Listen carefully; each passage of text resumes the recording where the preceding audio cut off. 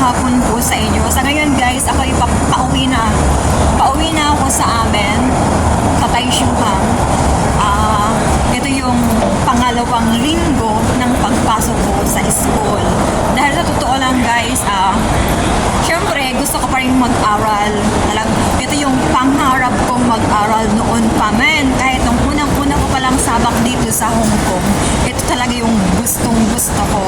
Kaya sinimulan ko na. So, pangalawang linggo ko na to kasi papasok ako ng halos 5 weeks. Whole day yun So, sa whole day na yun, yung buong araw ko ng off, inoffer ko na yun para sa pag-aaral. Wala lang, so gusto ko lang talaga. Gusto ko lang ma-enhance yung talent ko, matutunan ko yung para sa caregiving course. So, wala guys, bininto ko lang. So, ito yung uniform ko, ayan. Ayan yung uniform ko. So, good luck na rin sa akin. Thank you so much. Sana po so yung mga videos ko po ay panoorin nyo pa rin. Thank you. 请不要靠近车门。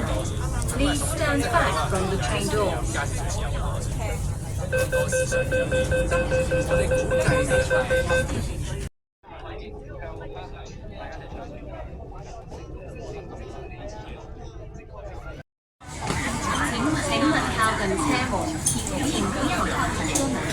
Please stand back from the train door.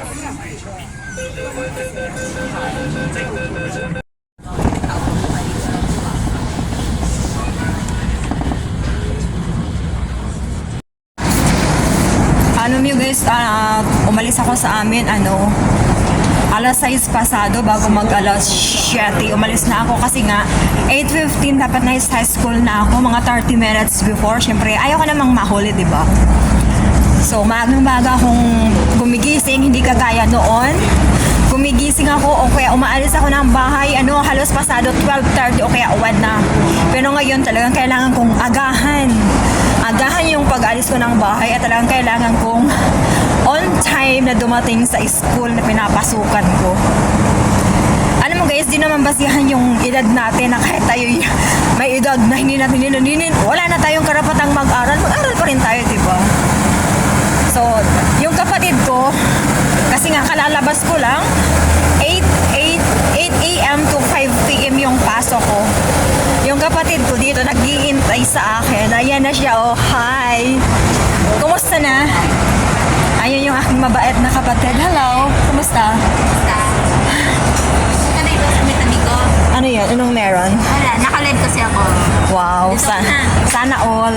Ayun ang maganda kong kapatid. Kanina pa yung nag-aantay, promise. Maganda talaga ang Period talaga. Ayan si ate ko. Tingnan. Okay lang. Ate. Ano yun? Siya kasi naka-live. So ako, di naman ako naka-live. Wala, gusto ko lang talaga siyang picturean. Ay, picture Kasi, ba? ay hindi, videohan pala. Videohan. Ayan. So, kalalabas ko lang ngayon. Nakita ko yan kasi tinawagan ko kanina. Nakahiga lang yan. Maghapong nakahiga kasi nga mag-isa lang naman siya. Eh, nasa bahay sa narating naman dati. Kararating lang. Kasi ang lalaki, yung babae, tapos si alaga ko, galing sa labas. Kasi magkalabit lang naman buildings namin. Si Bibi, yung isa nating friends.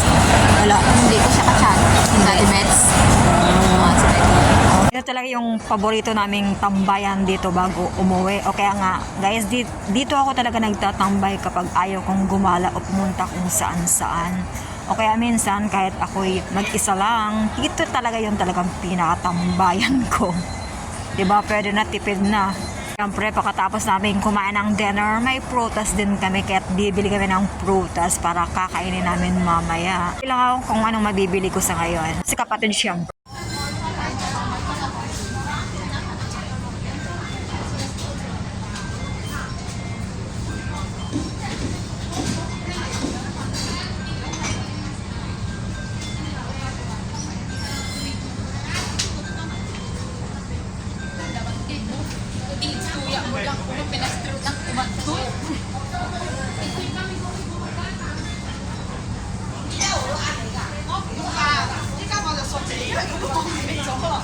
Wala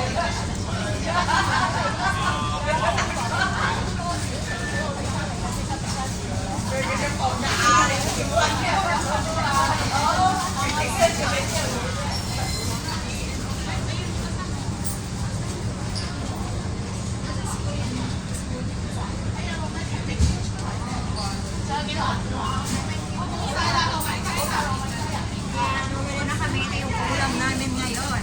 Dinner. Kailangan ng tipid. Hindi naman tipid. Talagang kumpleto na siya. May karne na, karning manok, may burger na siya. At saka siyempre may kulay na bread. Saan pa? Sarap. Kain tayo. Mag-closing lang ako guys. Nakakain na kami. So, ito, lahat na lang yung pagkain namin, lahat na lang ng pagkain namin bigay. Ito, binigay naman to ni Beshi. Di siya nagtagal kasi nga 7:30, so may curfew kasi yun. 7:30, uuwi na siya sa bahay nila. Kaya kasama ko yan si kapatid. Tapos na kaming kumain ng hapunan. Ayan na lang yung ano namin, oh, dessert namin. Bigay ni Beshi. Kain tayo. Mag-closing lang ako guys. Thank you so much po sa lahat ng nanonood ng videos ko. At di na po ako magtatagal at ako po yung magpapaalam. Thank you. Bye-bye.